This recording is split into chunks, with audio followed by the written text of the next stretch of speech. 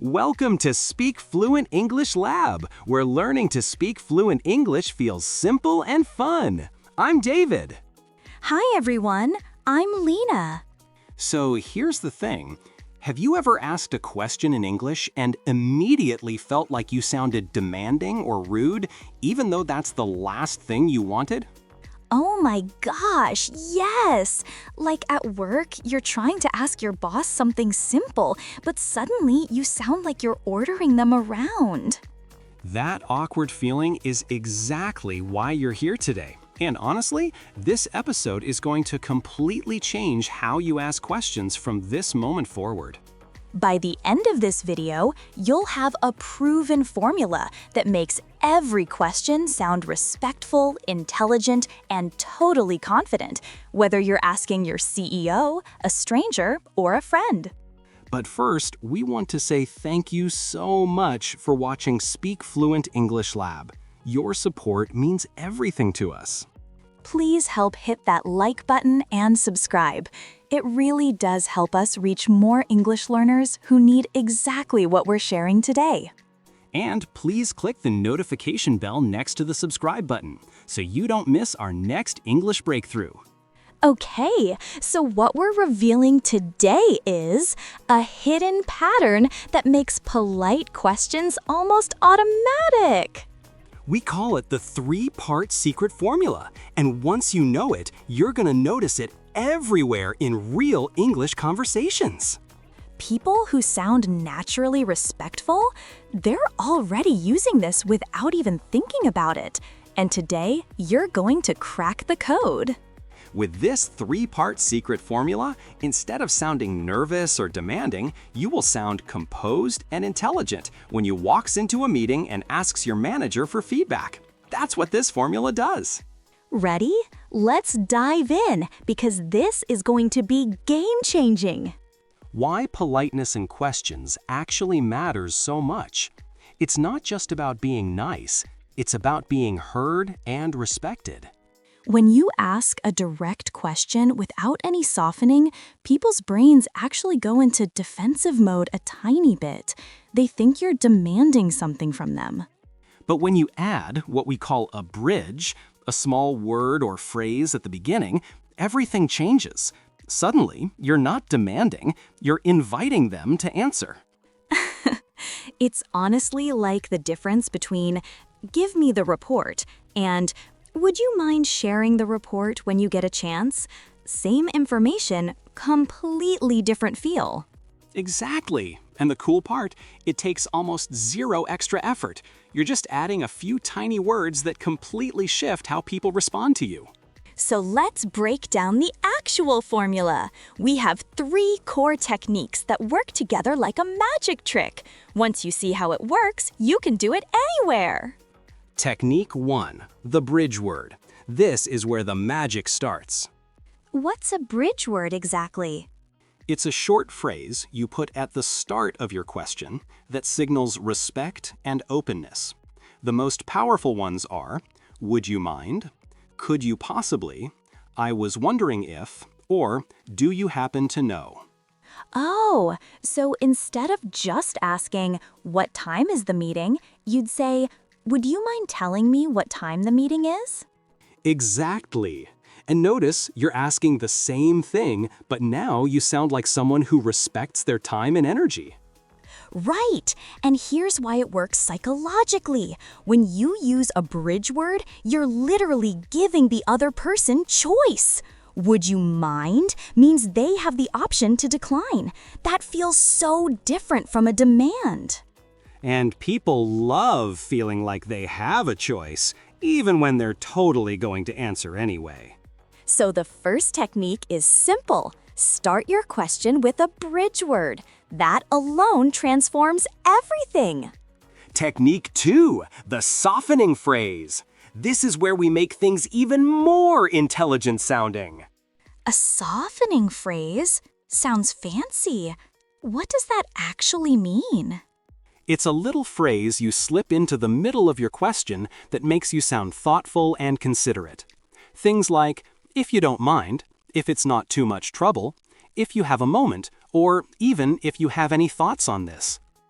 So, like, would you mind sharing your thoughts on this project, if you have a moment? It sounds so much more considerate than just, share your thoughts on this project. Now you've got it. And here's the clever part. Softening phrases also give you thinking time. You're building your question as you go, which means you sound more natural and less scripted. That's actually really smart, because when you're thinking in a second language, a little pause helps you gather your words anyway. Absolutely. The softening phrase is basically your brain's natural pause, wrapped up in something that makes you sound even more respectful. So we've got the bridge word to start with respect and the softening phrase to add consideration in the middle. What's the third technique? Technique 3, the tone shift. This is where most people mess up without realizing it. The tone shift? What does that mean? It's about removing politeness killers from the end of your question. See, people often ask politely for the first part, then accidentally end with something that sounds rude or desperate. Like, how? Okay, so you'd say, would you mind helping me with this? And then add, because I really need it done today. And suddenly, you're back to sounding demanding. Oh no, that's so sneaky. You're being polite and then you ruin it. Yes! The tone shift technique means ask your polite question and then stop. Or add something positive, like, I'd really appreciate your input, instead of a reason why you need the answer. So the tone shift isn't about changing your actual voice. It's about not accidentally poisoning a polite question with a demanding ending. Exactly! It's about ending on a note of appreciation rather than urgency or desperation. That's the magic move. Okay, so to recap, bridge word plus softening phrase plus tone shift equals a question that sounds confident and respectful. Here's another one. You're at work and a colleague has information you need. What do we usually say wrong here? Without the formula, do you have that data file? Super blunt, right?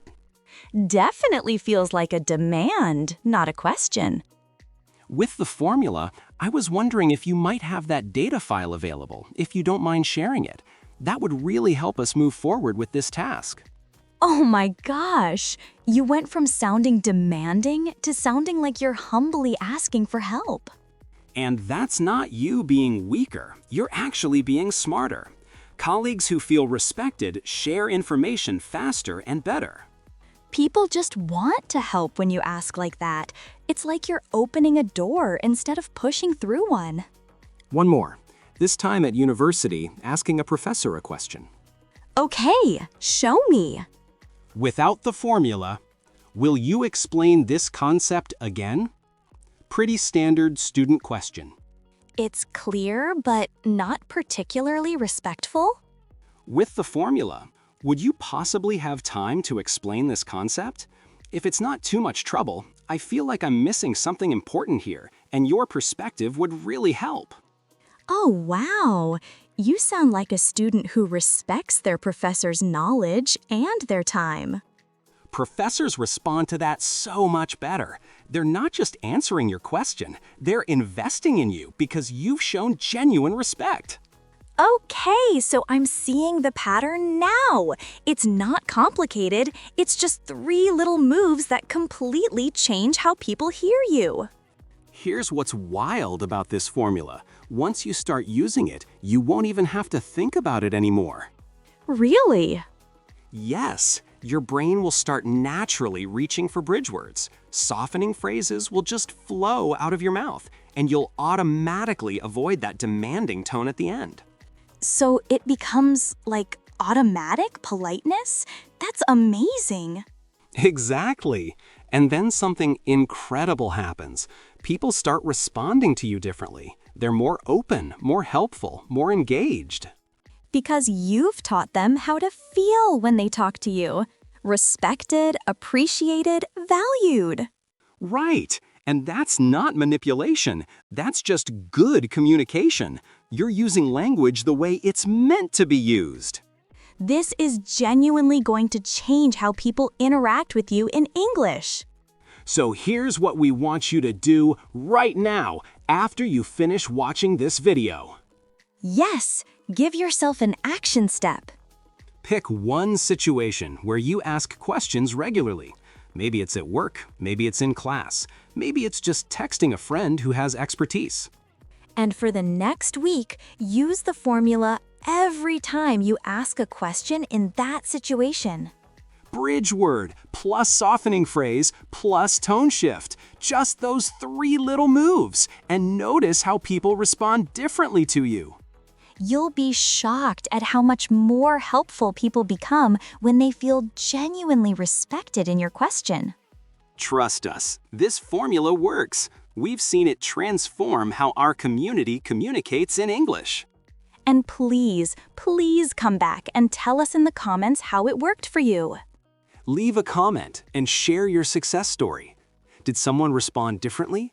Did you feel more confident asking your question? We want to hear it. Your stories help other learners see what's possible. They're so important to us. Before you go, we want to remind you one more time. Please hit that like button and subscribe to Speak Fluent English Lab.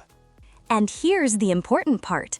Click the notification bell so you never miss a lesson and keep those English breakthroughs coming straight to your feed. When you click the bell, you'll get notified every time we publish a new English video. You do not want to miss that. Thank you so much for being here with us today.